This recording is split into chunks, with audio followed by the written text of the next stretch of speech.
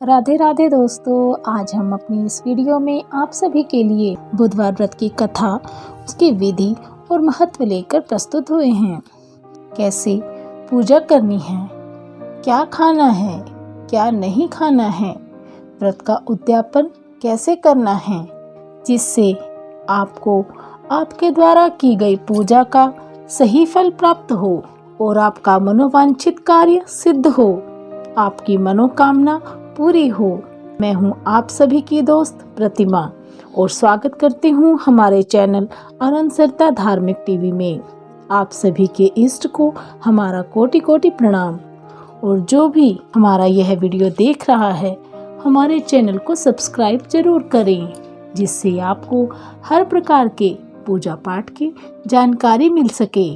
तो चलिए अब पहले बात करते हैं, बुधवार का व्रत करने से क्या लाभ मिलता है।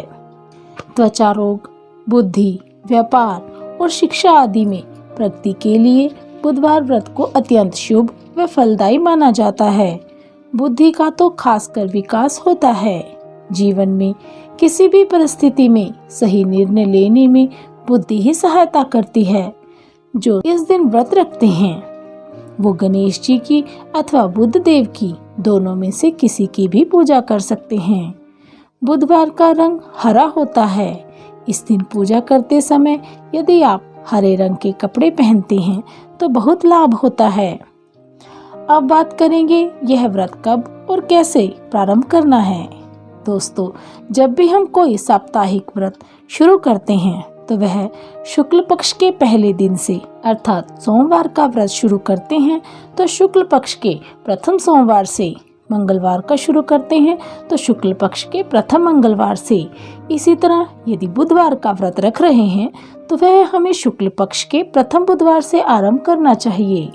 शुक्ल पक्ष यानी अमावस खत्म होने के बाद जो पक्ष शुरू होता है वह शुक्ल पक्ष होता है। बुधवार का व्रत आरंभ करने से पहले संकल्प अवश्य करें। संकल्प कुछ इस प्रकार से लें। सर्वप्रथम नारियल लें। नारियल केवल आपको पहले बुधवार को ही लेना है और हाथ में अक्षत व पुष्प लें और फिर भगवान गणेश का ध्यान करते हुए अपना संकल्प प्रभु के समक्ष प्रस्तुत करें। बोले, हे प्रभु, हम आपके 21 या 45 जितने भी आप रखना चाहते हैं उतनी संख्या में व्रत रखें। आप कहें, हे प्रभु, हम आपके बुधवार के व्रत करने जा रहे हैं। आप हमें सुमति और स्वस्थ शरीर प्रदान करें ताकि हम अपना संकल्प पूर्ण कर सकें। संकल्प के बाद घी का दीपक जलाएं। प्रभु को रोली, मोली, चंदन, पुष्प, अक्षत अर्पित करें। प्रभु को हरी हरी दुर्वा अवश्य चढ़ाएं। इस प्रकार प्रभु को प्रसन्न करते हुए स्तुति व वंदना अवश्य करें। गणपति की प्रार्थना करते समय अथर्वशीर्ष का पाठ भी कर सकते हैं। गणपति के नामों का उच्चारण करें। यदि आप गणपति के 108 नाम नहीं जानते तो आप हमारे डिस्क्रिप्शन बॉक्स में जाकर देख सकते हैं। बुधवार व्रत की कथा के पश्चात गणेश चालीसा का पाठ करें। इसके पश्चात गणपति जी की आरती करें। जब भी कोई व्रत करें, ये बहुत आवश्यक है कि आप दिन भर प्रसन्नचित्त रहें। हो सके तो बुधवार के व्रत के दिन गाय को हरा चारा खिलाएं। यदि हरा चारा नहीं मिलता तो एक पालक की गुच्छी खरीदकर गाय को खिला दें। ये व्रत के दिन सबसे अच्छा दान है। इस दिन बुधवार के बीज मंत्र का जाप करें। ओम ब्राम ब्रीम ब्रूम सह बुधाय नमः। ओम ब्राम ब्रीम ब्रूम सह बुधाय नमः। यदि आप हर बुधवार इसी मंत्र के साथ 11, 21 या 51 या 108 आहुति डालकर हवन कर सकते हैं तो यह अवश्य करें। जितना संभव हो सके पूजा उतनी करें, परंतु पूजा का भाव शुद्ध हो। भगवान के आगे हर प्रकार से समर्पित भाव से पूजा करें। साथ ही बुधवार की कथा सुनकर आरती के बाद प्रसाद लेकर जाना चाहिए। आप जो भी साप्ताहिक व्रत रखते हैं, दिन भर उपवास रखते समय खाने पीने का नियम कुछ इस प्रकार से है। उसमें आपके लिए जरूरी है कि दिन भर आप केवल जल और फल ही ग्रहण करें।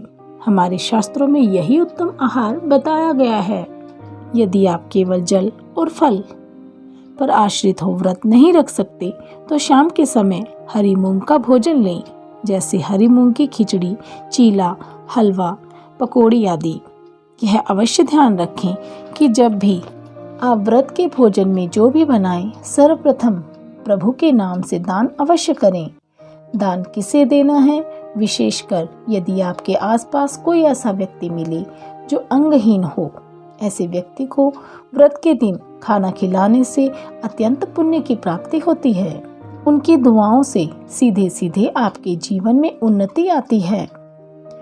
तत्पश्चात स्वयं भोजन ग्रहण करें और अपने व्रत को पूर्ण करें।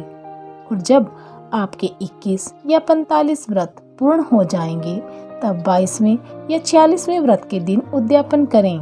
उद्यापन में हो सके तो कोई कांसे का बर्तन दान करें। इस दिन हरे रंग के वस्त्र, हरी मूंग, हरे चारे और हरे रंग के फलों का दान करें। जैसे व्रत की शुरुआत में संकल्प करते समय आपने नारियल लिया था, उसी प्रकार उद्यापन के दिन भी नारियल का प्रयोग अवश्य करें। सभी व्रतों में अपने इष्ट का मानसिक जप करते रहें। जितना ज्यादा आप जप करते हैं, प्रभु उतना ही आपके समीप आते हैं। इस प्रकार आपका व्रत पूर्ण होता है। तो आइए बात करते हैं इस व्रत के दिन क्या सावधानियां रखनी चाहिए। भूलकर भी व्रत के दिन के समय ना सोएं और पान का सेवन न करें। तो आइए सुनते हैं बुधवार व्रत की पौराणिक कथा। समतापुर नगर में मधुसूदन नामक एक व्यक्ति रहता था। वह बहुत ही धनवान था। मधुसूदन का विवाह बलराम नगर की एक सुंदर लड़की संगीता से हुआ था। एक बार मधुसूदन अपनी पत्नी को लेने बुधवार के दिन बलरामपुर गया। मधुसूदन ने पत्नी के माता पिता से संगीता को विदा कराने के लिए कहा। माता पिता बोले, बेटा आज बुधवार है, बुधवार को किसी भी शुभ कार्य के लिए यात्रा नहीं करते। लेकिन मधुसूदन नहीं माना। उसने ऐसी शुभ अशुभ बातों को न मानने की बात कही। दोनों ने बैलगाड़ी से यात्रा आरंभ कर दी। 2 कोस की यात्रा के बाद उसकी गाड़ी का एक पहिया टूट गया। वहां से दोनों ने पैदल यात्रा शुरू की। रास्ते में संगीता को प्यास लगी। मधुसूदन संगीता को पेड़ के नीचे बैठाकर जल लेने चला गया। थोड़ी देर बाद जब मधुसूदन कहीं से जल लेकर वापस आया तो वह बुरी तरह से हैरान हो उठा, क्योंकि उसकी पत्नी के पास उसकी ही शक्ल का दूसरा व्यक्ति बैठा था। संगीता भी मधुसूदन को देखकर हैरान रह गई। वह दोनों में कोई अंतर नहीं कर पाई। मधुसूदन ने उस व्यक्ति से पूछा, तुम कौन हो और मेरी पत्नी के पास क्यों बैठे हो? मधुसूदन की बात सुनकर उस व्यक्ति ने कहा, अरे भाई, यह मेरी पत्नी संगीता है। मैं अपनी पत्नी को ससुराल से विदा कराकर लाया हूँ। लेकिन तुम कौन हो जो मुझसे ऐसा प्रश्न कर रहे हो? मधुसूदन ने कहा, तुम जरूर कोई चोर या ठग हो। यह मेरी पत्नी संगीता है। मैं इसे पेड़ के नीचे बैठाकर जल लेने गया था। इस पर उस व्यक्ति ने कहा, अरे भाई, झूठ तो तुम बोल रहे हो। संगीता को प्यास लगने पर जल लेने तो मैं गया था। मैंने तो जल लाकर अपनी पत्नी को पिला भी दिया है। अब तुम चुपचाप यहाँ से चलते बनो, नहीं तो किसी सिपाही को बुलाकर तुम्हें पकड़वा दूंगा।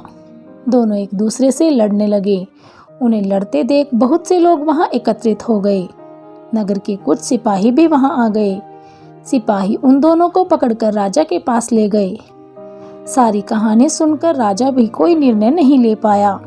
संगीता भी उन दोनों में से अपने वास्तविक पति को नहीं पहचान पा रही थी। राजा ने दोनों को कारागार में डाल देने के लिए कहा। राजा के फैसले पर असली मधुसूदन भयभीत हो उठा। तभी आकाशवाणी हुई, मधुसूदन, तूने संगीता के माता पिता की बात नहीं मानी और बुधवार के दिन अपने ससुराल से प्रस्थान किया। यह सब भगवान बुद्धदेव के प्रकोप से हो रहा है। मधुसूदन ने भगवान बुद्धदेव से प्रार्थना की कि हे प्रभु, हे भगवान बुद्धदेव, मुझे क्षमा कर दीजिए।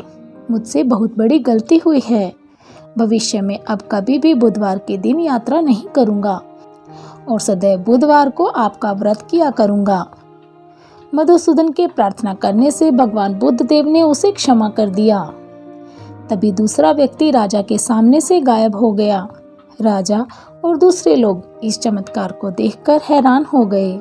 भगवान बुद्धदेव की इस अनुकंपा से राजा ने मधुसूदन और उसकी पत्नी को सम्मान पूर्वक विदा किया। कुछ दूर चलने पर रास्ते में उन्हें बैलगाड़ी मिल गई। बैलगाड़ी का टूटा हुआ पहिया भी जुड़ा हुआ था। दोनों उसमें बैठकर समतापुर की ओर चल दिए। मधुसूदन और उसकी पत्नी संगीता दोनों बुधवार का व्रत करते हुए आनंद पूर्वक जीवन यापन करने लगे। इस तरह भगवान बुद्धदेव की कृपा से उनके यहाँ खुशियाँ बरसने लगी। इस तरह जो भी स्त्री पुरुष विधिवत बुधवार का व्रत करके व्रत कथा सुनते हैं, भगवान बुद्धदेव उनके सभी कष्ट दूर करते हैं। बोलो बुद्धदेव भगवान की जय। ओम गं गणपति नमः। उम्मीद करती हूँ कि हमारे द्वारा दी गई जानकारी आपकी बहुत मदद करेगी, जिससे आपकी मनोवांछित इच्छा जरूर पूरी होगी। हमें उम्मीद है कि आज का यह वीडियो सभी श्रोताओं को जरूर पसंद आया होगा। कैसा लगा यह वीडियो सुनकर आपको, हमें कमेंट बॉक्स में कमेंट करके अवश्य बताइएगा। वीडियो लाइक भी कीजिएगा और शेयर भी कीजिएगा। तो इसी के साथ हम आपसे विदा लेते हैं। तो शीघ्र ही मिलते हैं अपने एक और नई वीडियो के साथ। हमारे चैनल को अपना प्यार देने के लिए बहुत बहुत धन्यवाद।